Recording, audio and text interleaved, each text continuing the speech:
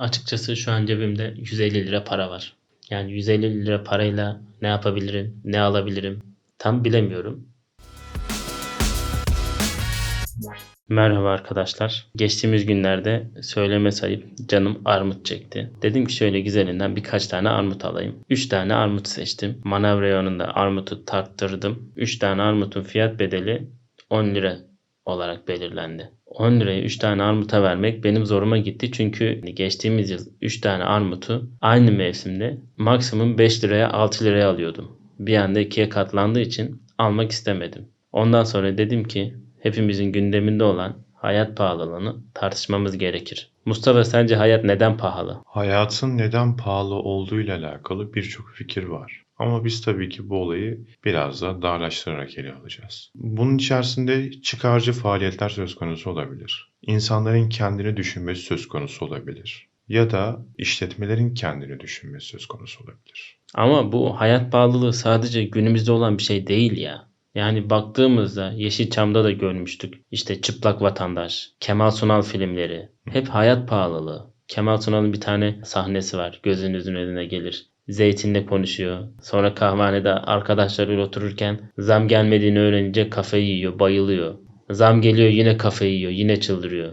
Yani geçmişten günümüze hep hayat pahalılığına şikayet eder olmuşuz. Yani burada o zaman sorun aslında şey mi? Toplumsal bir sorun mu? Hayat pahalılığı. Bakıldığı zaman ya benim normal yemem gereken, gündelik tüketmem gereken gıdayı ben örnek veriyorum cebimdeki paranın 1/5 fiyatını alabiliyorsam bu benim için çok büyük bir sorun oluyor. Doğal olarak da tabii ki burada paranın değersizleşmesi söz konusu, yıllardan beri gelen zaten sorunların başında gelen en temel unsur. Bizim burada yapabileceğimiz ne? İnsanlar tercihlerini düzgün yapmalı. Örnek veriyorum, asgari ücretli bir kişi bir şey alırken, alışveriş yaparken 40 kere düşünmek zorunda kalıyor.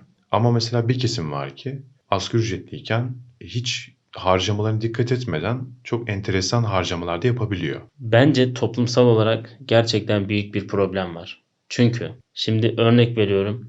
Ben bir toptancıyım, tamam mı? Malımı 2 ay öncesinden almışım. Defter almışım, örnek veriyorum. Defteri ben 2 ay öncesinden 2,5 liraya almışım. Ama 2 ay sonra doğalgaza zam gelmiş. Benzine zam gelmiş. Ha demişim, bak doğalgaza benzine zam geldi. Ben 2,5 ay önce aldığım ürünü 2,5 liradan aldım. 5 liraya satacağıma 20 liraya satabilirim. Ama ben zaten uygun fiyata aldım zamanında. O ürüne niye üstüne zam koyuyorum? Ondan sonra kendi dükkanını kapatıyorsun. Gidiyorsun başka bir dükkana. Aynı muameleyi orada gördüğün zaman o adama ana avrat düz gidiyorsun. Hakaretler ediyorsun. Aynısını sen de yaptın. Ne bileyim, ev sahibisin, kiracın var. Doğalgaza, elektriğe bilmem ne zam geldi diye kiracına zam yapıyorsun. Sonra gidiyorsun markete, bakıyorsun ürünler pahalanmış. Onlara da hakaret ediyorsun. Aynısını sen de yapıyorsun. Yani sorun toplumsal bence. Evet, burada zaten dikkat edersen anlattığın şeyde bir kısır döngü var. Evet. Her şey birbirini böyle takip ediyor. Takip ederken böyle bir çember var. Çemberde birbirimizi kovalıyoruz. Ama o nedense hiç kimse de sağına soluna bakmıyor. Ben neredeyim? Ben niye bunun peşini takip ediyorum? Ya da bu çemberin içerisindeyim demiyor. Ya da bu çemberin dışına çıkmak için bir çabası da yok insanların. Ya burada aslında mağdur olan kesim bir, öğrenciler, iki, işsizler. Yani ailesinden destek bekleyen yeni mezun işsiz kısmında olan öğrenci arkadaşlarımız.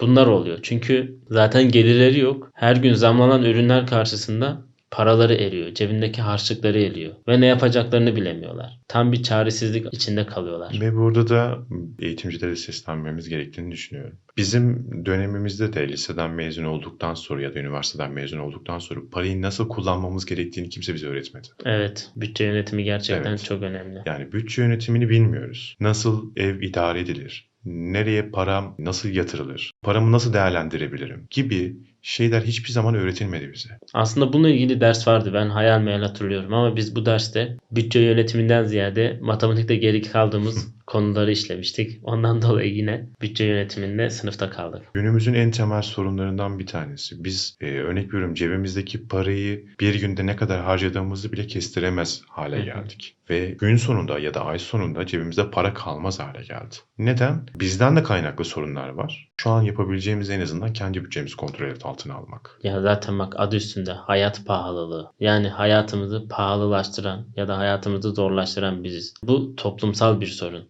Sadece günümüzde yaşanılan bir hayat pahalılığından bahsediyor olsak deriz ki yöneticiler, idareciler, ne bileyim siyasi iktidarlar bunun sorumlusu diyebiliriz. Ama şöyle son 50 yıllık, 60 yıllık geçmiş dönemlere baktığımızda hayat zaten hep pahalıymış bu coğrafyada. Demek ki sorun halkta, yani sorun toplumsal.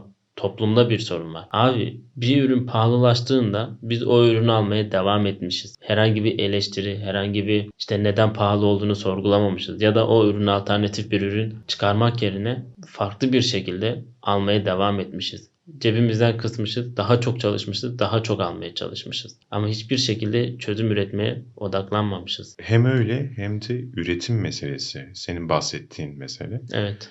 Üretim meselesine odaklanmıyoruz. Niye odaklanmadığımızı hala anlamadım. Biz niye bir şey üretmiyoruz? Metropol kentlerde varlığımızı sürdürüyoruz. Ama metropol kentlerde de varlığımızı sürdürürken yaşam kalitemiz artmıyor. Yaşam kalitemizi daha çok düşürüyoruz. Farkında olmadan. Arttığını düşünüyoruz sadece. Bir nevi robotlaşıyoruz aslında. Robotlaşıyoruz. Şey derler ya, her birey kendi kapısının önündeki çöplüğü temizlemeli. Ancak bu şekilde o çöplerden arınırız. Aynı mantık. Abi ben şunu görüyorum insanlarda. Şimdi bir araba örnek veriyorum.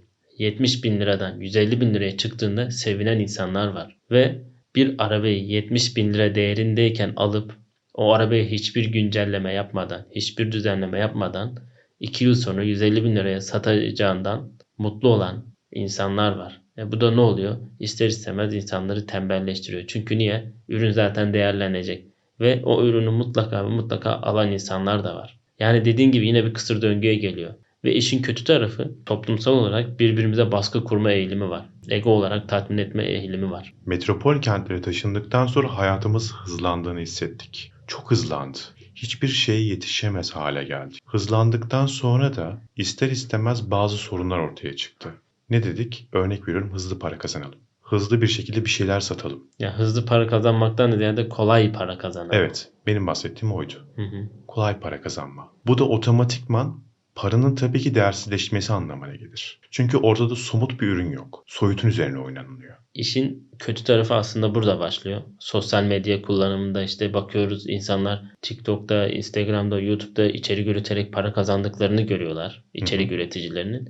Ve bu işi dışarıdan kolay görüyorlar. Aslında o kadar kolay değil. Yoğun mesai isteyen, yoğun zaman ayırman gereken bir platform aslında hepsi. Ama dışarıdan insanlar bunu kolay olarak görüp bir anda o mecranın içine giriyorlar. Çabalıyorlar, çabalıyorlar, çabalıyorlar ve yapamadıklarında aslında hayal kırıklığına uğruyorlar. Ya da kendilerinden ödün veriyorlar. Yani olmayacakları karakterlere bürünüp insanların ilgisini çekmeye çalışıyorlar ki bu da çok tehlikeli bir durum. Aslında bu üretim değil, tamamen Ben buna tüketim diyorum bu arada. aynen sosyal Birbirini- tüketim aslında. Bir nevi birbirinin tüketilmiş hali. Ve burada şunu düşünsek bence daha iyi olmaz mı diye düşünüyorum. Metropol kentler yerine kendi özümüze dönsek, gerçek özümüze ama. Tarım nedir? Tarımın anlamı bize ne ifade ediyor? Toprağın anlamı nedir? O toprakta ne yetişir? Mesela ben şunu bilmek isterdim, ben bilmiyorum. Bazı bitkilerin hangi topraklarda yetiştiğini ya da örnek veriyorum bir yaprağın hangi fideye ait olduğunu, yani hangi meyveye ait olduğunu bilmiyorum mesela. Bana öğretilmedi. Ben tarım konusunda bilgisiz biriyim. Bu benim için çok büyük bir sorun. Evet, kesinlikle ve bununla ilgili aslında son zamanlarda tabii bu tartışılır. Geçmiş dönemlerde yeteri kadar yapılmamıştır. Yani belli tarım ürünleri görmezden gelinmiştir. Ama zararın neresinden dönersek dönelim kârdır. Tabii. Ve son zamanlarda yani gerek sivil toplum örgütleri tarafından, gerekse hükümet tarafından gerekli teşvikler, destekler yapılıyor. Ata tohumuna dönüş, işte pandemi döneminde herkes evin önüne tohum diksin, fide diksin, kendi sebzenizi, meyvenizi kendiniz yetiştirin. Kesinlikle bu çok önemli bir atılım ve gelecek zamanlarda, gelecek yıllarda bir tarım krizinden bahsediliyor. Bunun için aslında öze dönüş çok önemli. İnsanlar şunu görecekler tarımda. Ben bunu büyüttüm. Ben bunu başardım. Otomatikman ne oluyor biliyor musun? İster istemez içsel bir motivasyona giriyorsun. İçsel bir huzura. Bir şey ürettiğinin farkına varıyorsun. Aynen öyle. Ve bir şey ürettiğin farkına varırken yaşadığın zorlukları biliyorsun. Aynen.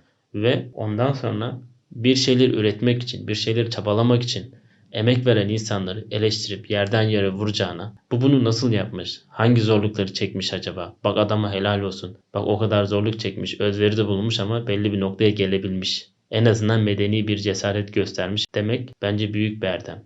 Tembellik dürtüsü böyle insanın içini böyle devamlı tetikler. Neden? Çünkü hiçbir şey yapmamak yapmaktan daha kolaydır. Üretim yapmak istiyorsak ki hayatın pahalılığı bence en temel sorunu üretimdir. Üretimin üstesinden gelmek zorundayız. Tembellik gibi basit bir bahaneye takılı kalmamalıyız. Evet, hayat pahalılığı var. Her zaman vardı. Geçmişte de varmış. Biz toplumsal olarak kendimizi geliştirmeyi, ne istediğimizi tam olarak kendimize öğretmeyi bilememişiz. Bundan dolayı bence hayat pahalılığı var. Her toplum kendisini geliştirmek zorunda. Bir şekilde uzman olduğu bir konu, mutlaka yeteneği, ilgi duyduğu bir şey vardır. Bu konuya yönelip kendisini geliştirmeli bence. Bizi yönetenleri de biz seçiyoruz.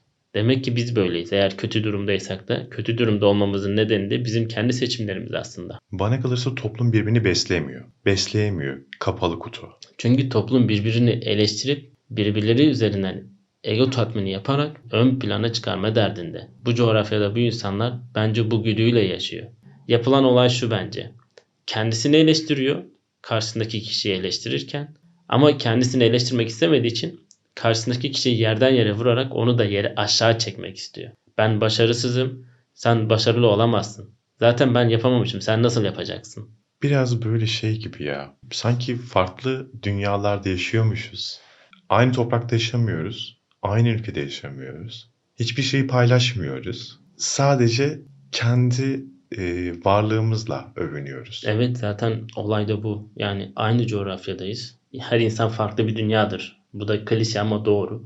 Yani ülkenin neresine giderseniz gidin, hangi iline giderseniz gidin, İnsanların yüzüne baktığınızda bir mutsuzluk, bir kasvet, hep böyle bir eleştiri, yani bir şeylere böyle bir kızma şeyi. İnsanlara soru sormayı çekiniyorsunuz artık. İnsanlar artık birbirlerine yardım etmeyi geçtim tahammül edemiyor. Yani bunu düzeltmemiz lazım. Eğer bunu düzeltemezsek, ülkenin kaynakları tavan da yapsa, bastığımız yerden altın da çıksa, hayat zaten hep bize pahalı olacak. Çünkü birbirimize yardım etmek istemiyoruz. Kendimizi geliştirmek istemiyoruz. Aslında Evet, hayat pahalılığının baktığınız zaman birçok sorunu beraberinde getirdiği ortada.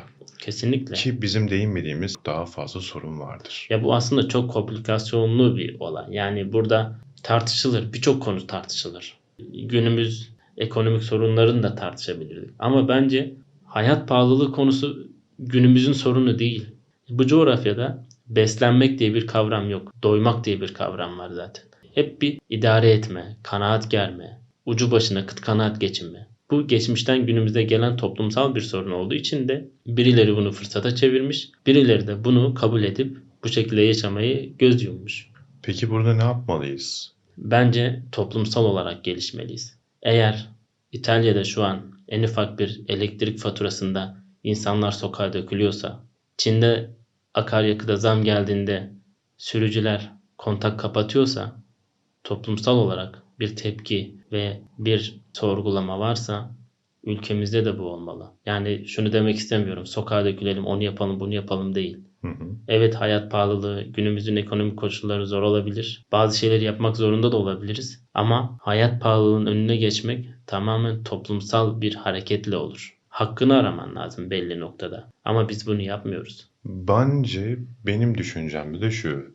Demin bahsettiğim gibi. Eğer insan evinin önündeki yani üretimi yaptığı zaman her bir insan biz yaklaşık 84 milyon bir Hı hı. milletiz. 84 milyon vatandaşımızla üretim yaptığımız zaman eminim dünya devlerini geride bırakacak kadar azim ve çabayı gösterebilecek gayrete sahibiz. Kesinlikle. Bizim zaten kaynaklarımız da var, imkanımız da var. Aslında senin demek istediğin şu. Ben şimdi bir kişiyim. Bir aile de olabilirim. Ben mesela kendi başıma şunu düşünmeliyim.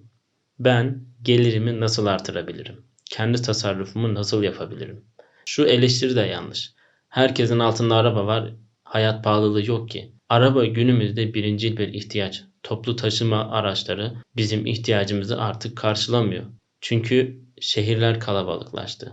Toplu taşıma araçlarıyla istediğiniz her noktaya ulaşım sağlayamıyorsunuz. Ya da aktarma yapmak zorunda kalıyorsunuz. Acilen gitmeniz gerekiyor, saatleriniz uyuşmuyor. Cep telefonu bizim artık birincil bir ihtiyacımız. İnternet bizim birincil bir ihtiyacımız. Evet arkadaşlar, günümüzün ve geçmişin en büyük sıkıntılarından biri olan hayat pahalılığı meselesini çeşitli yüzeylerden değerlendirdik. Yani sizin tabii ki yorumlarınızı bekliyoruz. Farklı açılardan değerlendirebilirsiniz. Hiç kimse hayat pahalılığını kendi açısından bakmıyor. Kendi içsel dünyasından bakmıyor. Hep dışarı bir bahane bulma aşamasıyla götürmeye çalışıyor. Temelden başlayalım.